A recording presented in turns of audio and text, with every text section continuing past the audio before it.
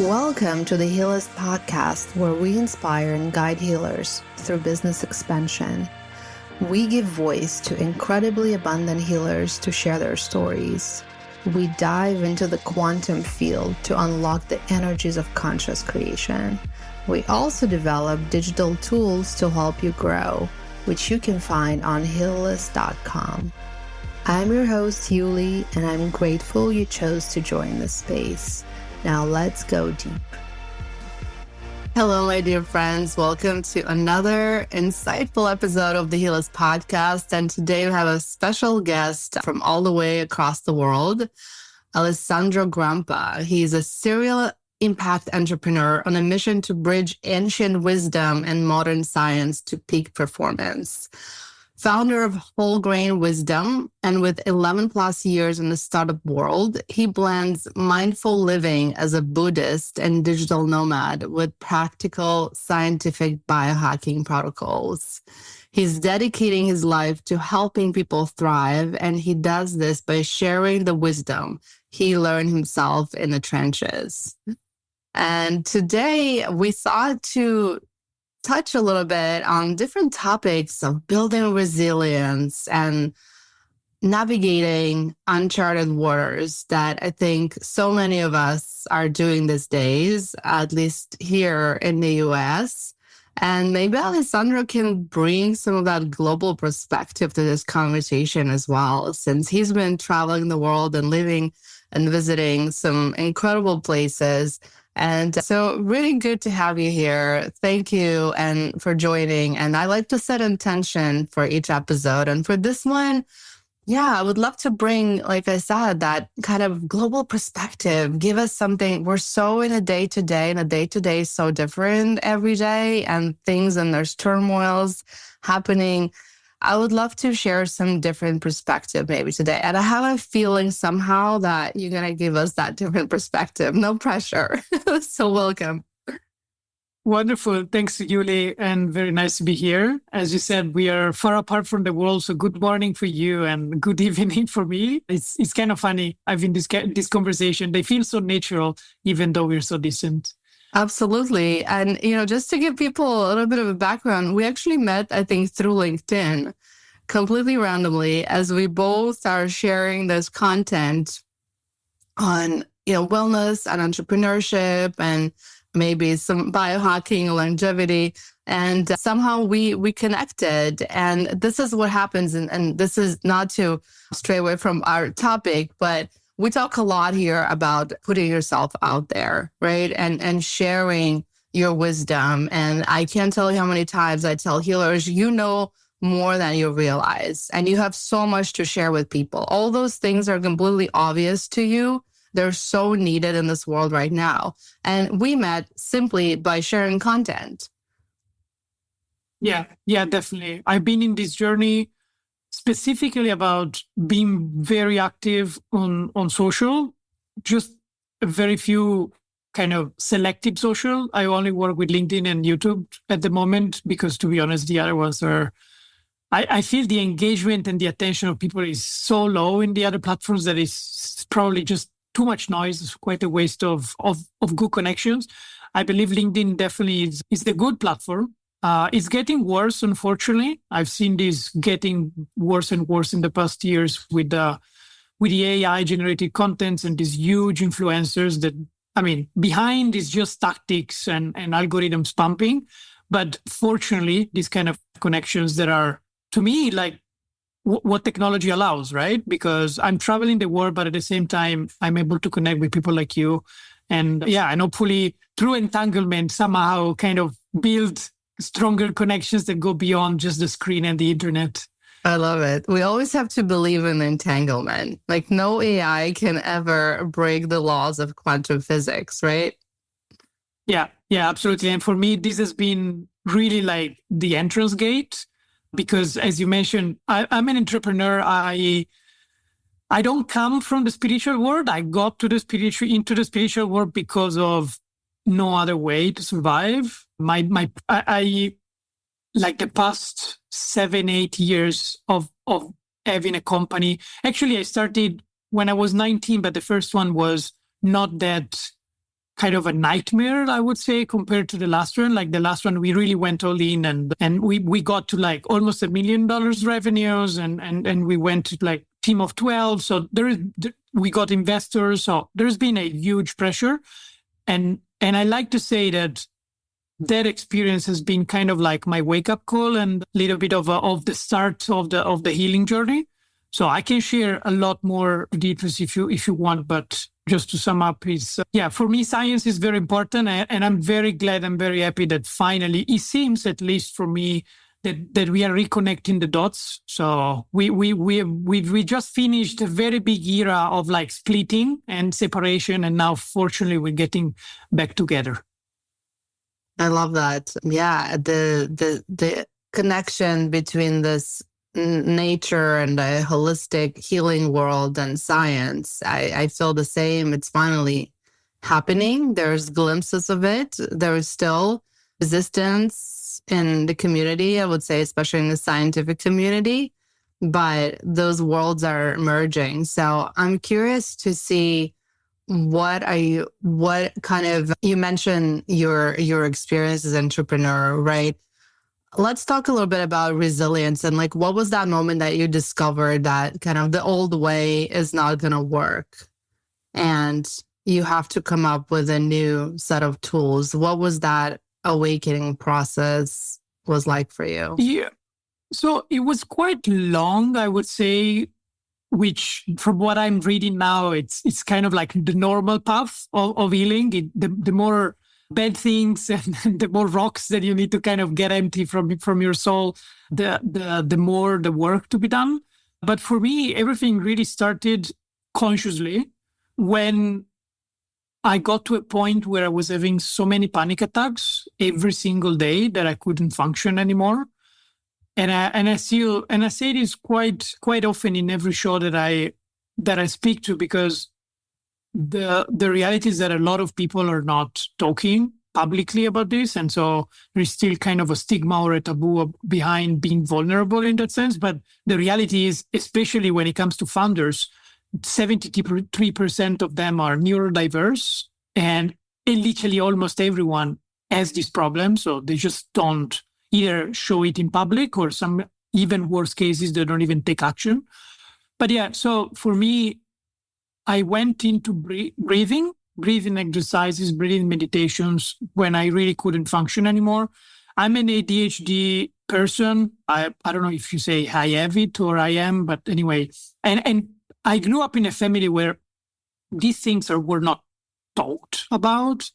I never went to a therapist, or let's say like to a proper program of like different sessions with a therapist.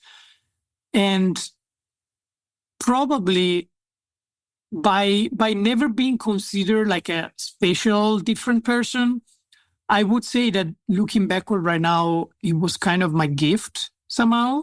I mean, if we consider that we choose the parents and the first 7 years of our lives, then I definitely chose to suffer a lot, being not understood for a long time, even though my parents were great. I mean, they really did everything they could, but there was literally very little awareness about these topics. And after 6 months of breathing exercises, it was just a very simple meditation that I was running on loop on Spotify. It was September, yeah, and I'm born on the 31st of May. So for me, the beginning of the year has always been kind of like the beginning of new school year. And so for that year, I said, okay, what's my new intention coming back from holidays, of the summer holidays? And I said, okay, I want to learn how to meditate, because breathing, somehow I got connected with meditation. I said, okay, who does meditation? And somehow immediately the Buddhism came to my mind. I always said that if I ever believed in any religion, I would have been Buddhist. I said this like since I was a kid. It's just crazy how like connecting the dots backwards, it make completely sense. And so I looked on Google and I found a meditation Buddhist center in Milan, where I was living at the time. And somehow I got into the world. I still remember the first time that I visited the center. Only 2 people were there because it was just after the summer course that they normally held in Germany. And so very few people were there, but the 2 people there, they welcomed me and they hugged me. They didn't ask me who I was, what was my name, where I came from, what job I did, and so on. So that was really like their first probably awakening moment of saying, there is another way that people live in and I'm not aware of. So long story short, those years passed and I kept attending classes and studying and meditating. It's from the Diamond Way lineage. It's like one of the direct lineages from the Karmakaju lineages of the Tibetan Buddhism. And this helped me a lot because I've been always like very fond on having a morning routine. And my morning routine was always waking up at 6:30 and do meditation. So that really helped me a lot, like decreasing the stress, handling a bit better. The fights with my co-founders and with some of my employees decreased and so on and so forth until COVID happened. So what happened during COVID, pretty much like anyone else, I was stuck in a tiny house. Well, not even a house, it was like a small apartment. And I stopped moving completely. I was already not doing a lot of sport back then, but really that time was killing me. And during those years, during the lockdowns, I remember that I connected with a functional doctor who, for the first time in 12 years, after tons of medical exams and so on, without finding nothing about my health and trying to solve random stuff that never really brought me any better, any farther, he just told me, look, for the problem that you have, I was having like swollen throat and in general like gastrointestinal problems since many, many years. He said, take out gluten, take out lactose. And my background is in gastronomy. My bachelor is in gastronomic sciences. So I already had knowledge into chemistry, food, nutrition, and so on from a scientific perspective. But that was really the time where I understood what they taught me wasn't complete at university. And so I stopped gluten. And after the first 4 to 5 days, something like that, I woke up in the morning one day and I still remember it. I didn't have brain fog for the first time in 15 years. And I was like, is this really how people are supposed to live? And then I discovered that gluten sensitivity comes out days after you actually eat gluten. So it's not something like you can really understand immediately. And the majority of the tests, like the scientific tests, are not like sensing this sensitivity because in many cases it's really too complex for the current exams. So I realized also that my chronic depression disappeared. And it was strictly connected to me eating gluten. It was unbelievable. And so that really sparked my interest into biohacking and understanding from a more contemporary, modern scientific point of view what is really good for your health and what is not. And then, of course, understanding like in my previous university, I come from kind of like a slow food background. So I was already in contact and aware of healthy food, mindful eating, and so on.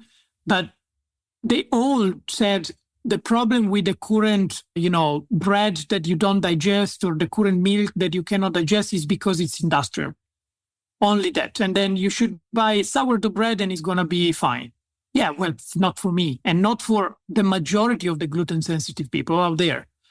So into biohacking, I discovered all of the reasons why these things happen. And yes, some of them have a reason due to like industrialization and the way that we process food. But in many other cases, it's just also connections with the way they are produced, the energy that they have inside. I mean, it's a much more complex topic. And then the last piece of the puzzle, so I like to call like the trinity, body, mind, and soul. So far, I worked on the mind with the meditation, the body with the biohacking. The last very big piece for me was going back to Colombia. I lived in Colombia many years ago with my now wife, and we did some work with shamans, but only acupuncture, no real plant medicine and so on. We didn't feel ready back then, but we came back to get married. We actually did a beautiful ceremony, just the two of us in the jungle with the shaman. We didn't take medicine back then. I did it the weekend afterwards.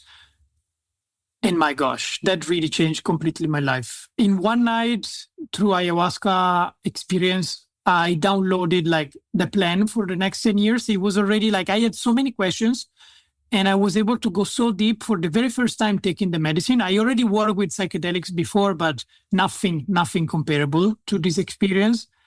And I really feel that I received like a very clear message and path. And this is my mission now, because the medicine told me, I asked the medicine, well, first, shall I keep my current company at the time, which we were working on vertical farming and so on, and technology, or shall I leave it immediately? And in general, what is my mission here? And the medicine first told me, you should keep going as far as you can. You will receive a message very clear that is going to be like not mistaken when it's going to arrive for when to leave your current company. But your mission is to develop technology for elevating the human mind. So from there, months passed and processes in my head and talking to different people. I did some hypnosis as well with a very good person that I worked with in the past in Milan. And it all kind of went into this vision of merging ancient wisdom with science, because the reality is that the majority of the world speaks science. And it's also a religion in some cases, because in many cases it became a dogma. So if people don't want to see what is beyond science, because science doesn't get there yet. And it's funny because then you explain them, but look, it's not that bacteria never existed until they discovered them. Like they were always there. We just simply didn't know how to see them. And you actually had a lot of people dying because of bacterial infections. So this is exactly the same situation now. And quantum physics is in the middle for me. Like imagine the triangle of the Trinity. Quantum physics is what speaks exactly the language of everything. And if you are familiar with the work of Nassim Haramein and people like him, you really understand that the math is there to explain every single thing that spirituality has been saying for thousands of years. It's crazy. Wow. Let me process this. Thank you for sharing your Trinity. I just love this analogy too. And I can totally see the entire process of that's happening. And it's been painful. Now I smile, but I cried a lot. I'm sure it's not as beautiful as the Trinity that we imagine, but I think many of us have been there, some longer, some shorter, some more painful, some less, but it definitely can relate to all of this. And when you mentioned discovering, going through this process with the help of some guides, some different modalities, from the Buddhist people that are hugging you, embracing you into their community to, the shamanic ceremony. It seems, and I think it's true for many people, we need those guides in our life, right? Sometimes it's things that's happening to us, but many times it's the things that are happening to us, plus the guides we meet along the way that show us a better way. They show us something that we haven't seen before, whether it's hypnotherapy or shamanism, whatever it is. And I just find that to be really fascinating, how a lot of those stories basically come to the same, more or less the same process, right? And yeah, definitely. Yeah, and I'm curious about your work with those healers and practitioners, and then how does it tie to the thing that you mentioned to me separately, that a lot of them actually come to you now for business advice? Yeah, this is one of those things that you really don't plan, and the universe puts you in front. And yeah, I think in this specific case, it's been one of the very first like clear evidence of a manifestation that I was focusing on in the past months, because it really went like super fast. So I was manifesting this new kind of work and new focus, helping people unleash their highest potential through science and ancient wisdom and so on. And I was living, which is one of the Canary Islands. We were back there with my wife in October last year. And we went to this amazing co-living focused on spirituality. So everyone was kind of a solopreneur, entrepreneur / freelancer. So we all worked during the day, but like in the morning, we were having yoga classes, meditations together and so on. And chit-chatting with all the people there. Some of them were running businesses connected deeply with like consciousness and healing practices and so on.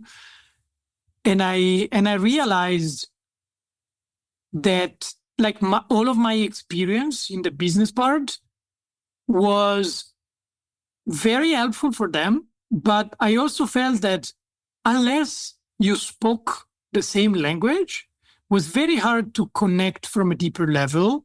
Because if you talk business only, somehow you're not in the same vibration. I mean, you're definitely into a lower vibration than somebody that is really like into the healing practices and so on.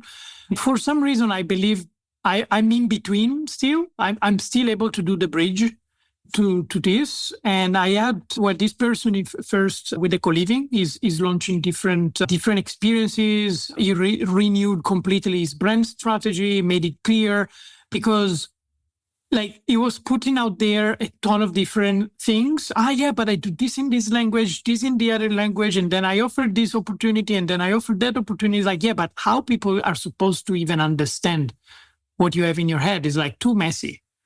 And so we work together to like with different systems and kind of models that I got and I learned through the different startup experiences. Like one of the typical kind of accelerator canvas that they give you to make sense of what is in your head.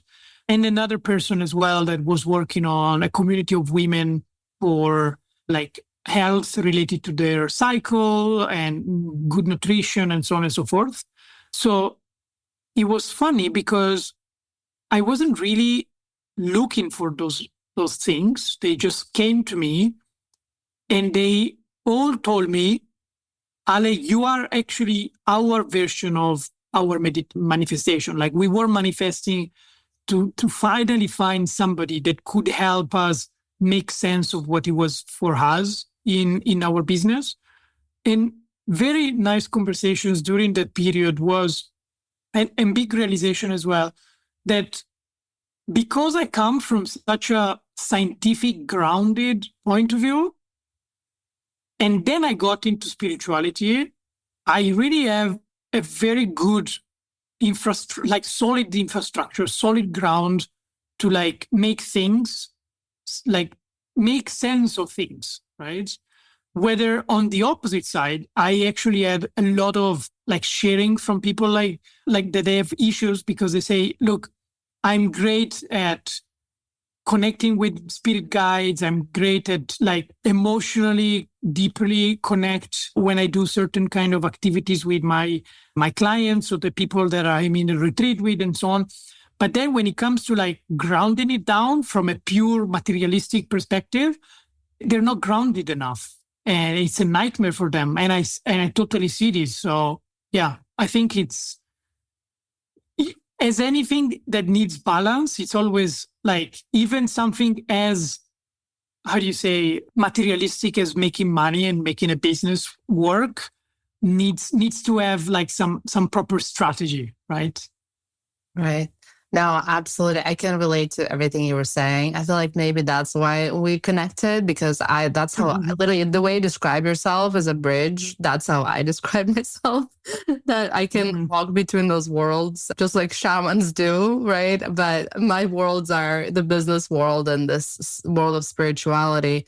And just like yourself, you know, I've firstly been grounded with a business experience, even though I had amazing spiritual moments as a child, and somehow I stumbled upon studying meditation when I was 12 and then astrology when I was 16. But it was always kind of, my secret hobbies, right? It wasn't something that I was leading with. I was always, first of all, a business person and a tech entrepreneur. And then when I got deeper into spirituality, that's where I started feeling as well, okay, I can speak both languages, and actually both communities understand me.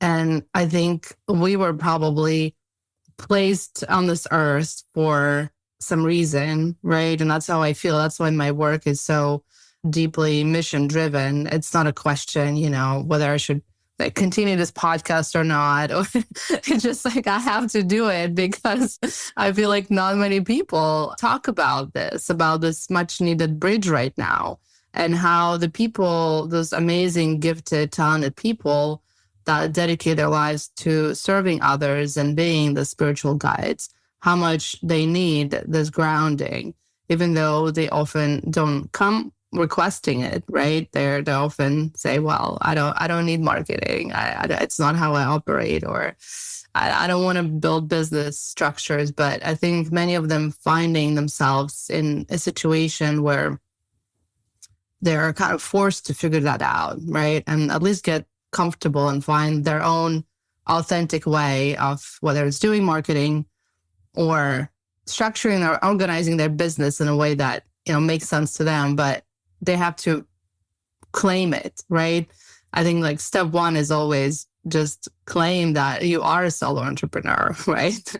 That you are a small business owner. Like you have your own practice. If most of your paycheck doesn't come from a corporate or a big company, you are by definition an entrepreneur.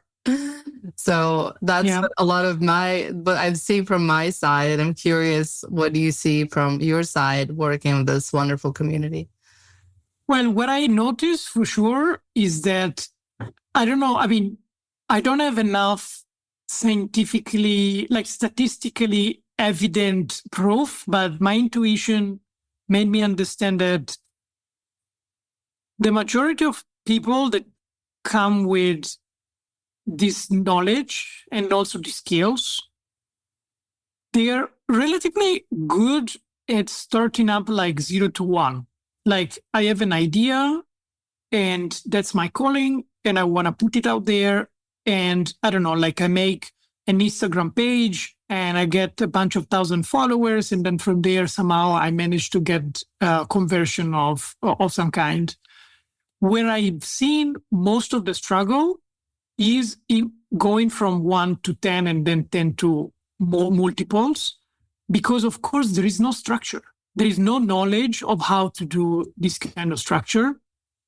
And I believe it's also because the way that we run our businesses today, it's very different than a natural kind of ecosystemic point of view that a normal village or tribe would go. Of course, all of them don't necessarily want to have like a super hierarchical structure and more horizontal and so on, but startups got there much before, like in the past. You have people, like you have companies from the 90s in Silicon Valley, even before that, they broke down hierarchical structures and they're like fully going like horizontal and giving people like authority for doing what they believe it's right. But somehow planning this process, it's not easy.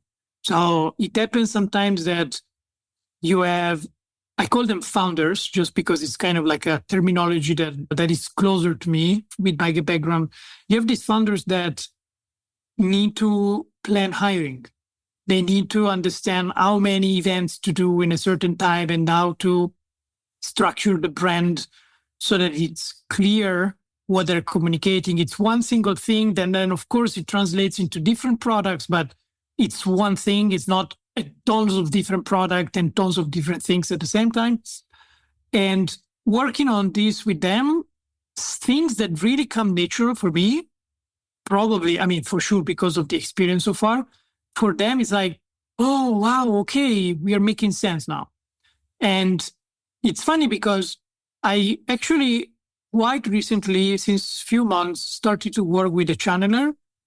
And I connected with my guides to understand a little bit more, like on a daily basis, where to focus on and so on.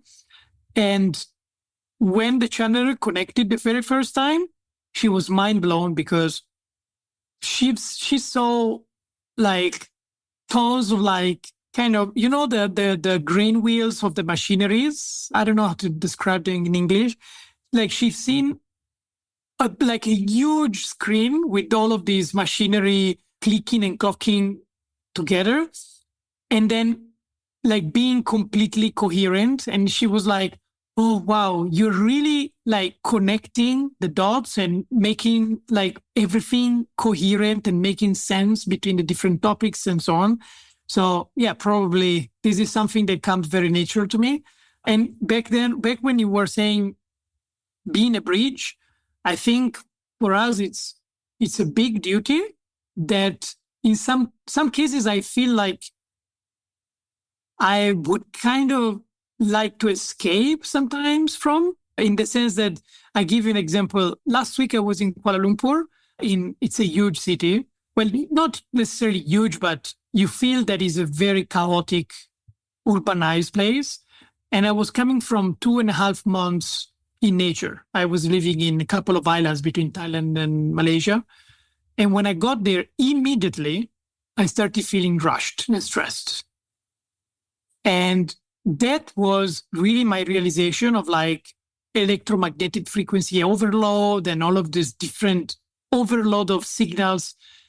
And I couldn't dream anything else than just getting back to nature. And during those days, I connected with, I worked again. I had another session with the channeler, and she told me, Ale, the city is the place where you were born, you grew up, you speak their language. You cannot escape from them. You need to go back to the city, use a bunch of different techniques that I won't explain here, like to be healthy and to be mindful and present also in cities, because it's very easy to be in nature. It's another thing to do it in the city. But the people that are in the city are also the ones that really need the most this kind of work. All right. Well, I could have said that myself too.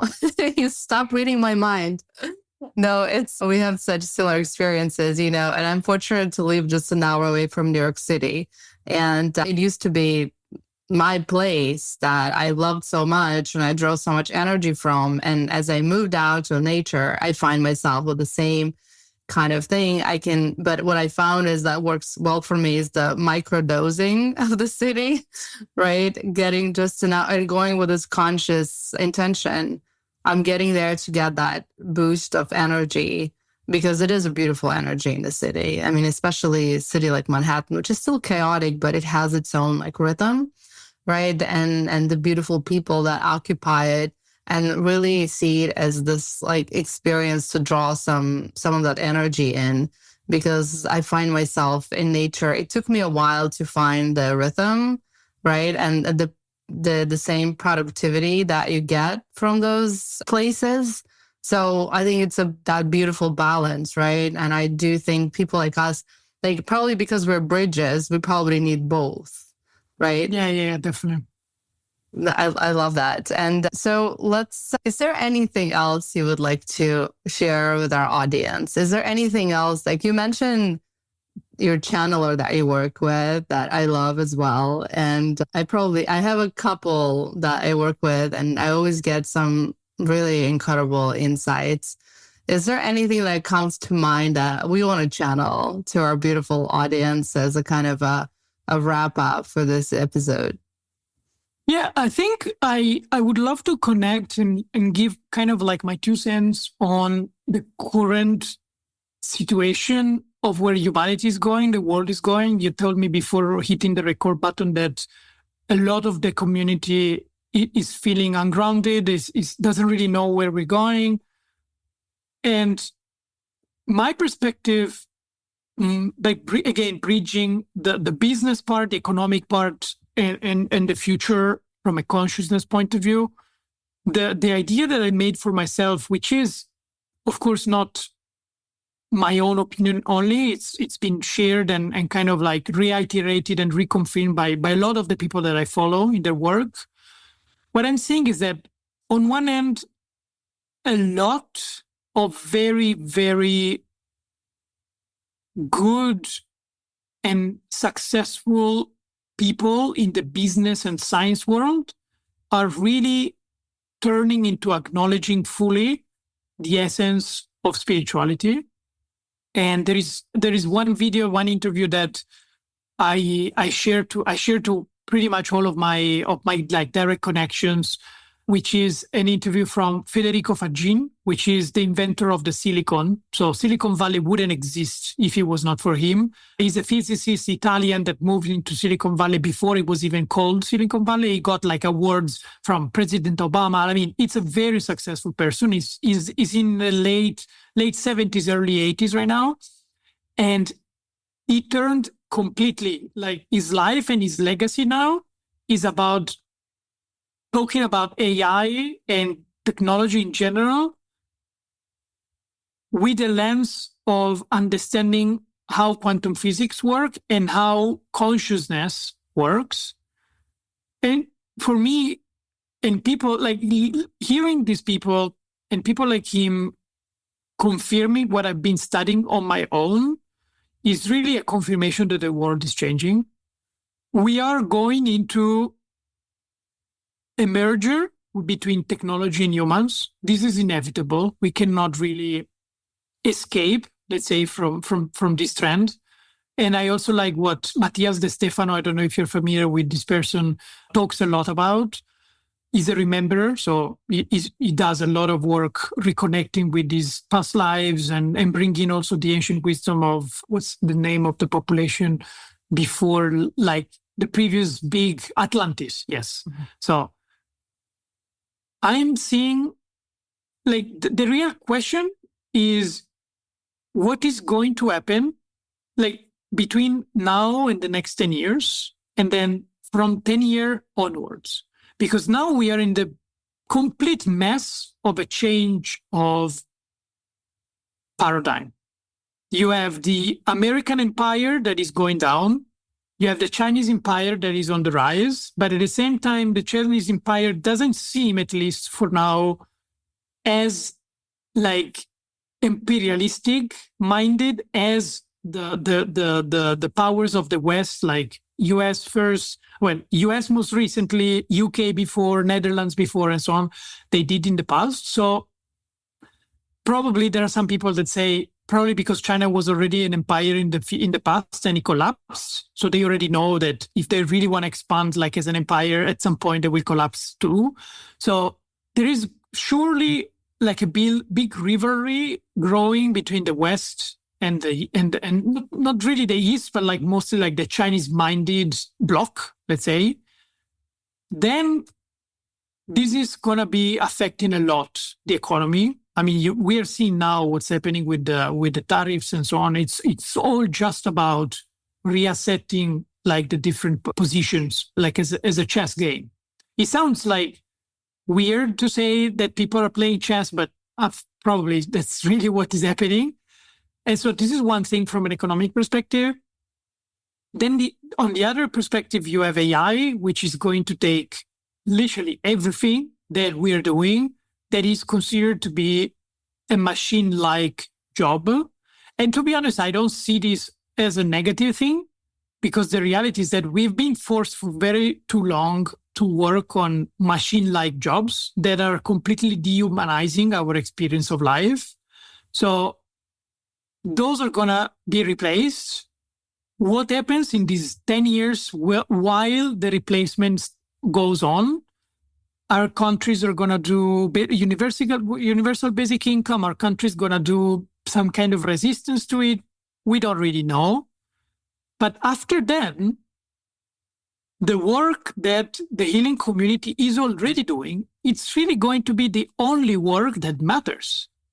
Because, yeah, there will be a bunch of scientists and a bunch of very technical people that are going to be the ones supervising and further, like, implementing the technologies that are being developed, even though AI is going to engineer itself because it's going to be so smart. So probably, even the humans couldn't do a job, like a better job than the AI training its own AI algorithm. And so what's left? Everything that's left is being human, finally back as a human, connecting peer-to-peer, sharing energy, doing the healing work. Even for me, I come from the gastronomy part, and I always say gastronomy and all of the artisan work is going to boom again, because people don't need to work in McDonald's and flip burgers. Maybe they're really going to use their own passion to make gourmet burgers or, whatever gastronomic experiences. And machines are not going to do this. So actually, it's a very good thing what's happening if you're ready. But of course, it can be scary if you don't see the whole picture, because you're missing the parts, right? You're just seeing the noise. You're just seeing the media, all of this nonsense that they just keep pushing on your brain so that your hypothalamus goes under stress. It's all meant because they need to make money in the meantime, because they know that they're not going to make money any longer. But I see this as a very positive direction. And of course, we all need the healing community and all of the people that can connect to a higher vibration to guide all of the people that are going to be so desperate in the next 10 years that they're going to turn either to violence and extremism, but I believe in many more cases, they're going to turn to spirituality because they need to give sense of this life. Well, I had a feeling you're going to bring some incredible perspective to us, and you did, and I couldn't agree more. I think absolutely, I keep saying healers are the guides in this new awakening age, and we need this community more than ever. And they don't see themselves as very important now, maybe, but we know that they are important. And what can we do to empower them and to take ownership of this very important job that they're placed here to do, and what tools and skills we can help them gain so they can create more impact in this very important time. So thank you again for bringing this perspective to this podcast, to our community. I just love connecting. I recently had a chance to connect with more kind of people from the international community, and I just love those conversations because I feel like sometimes here, being in New York specifically, you feel like you're in a bubble. So thanks for taking us out of this bubble and reminding us of what's truly important. It was such a pleasure having you. As well, Yuli. Thanks so much.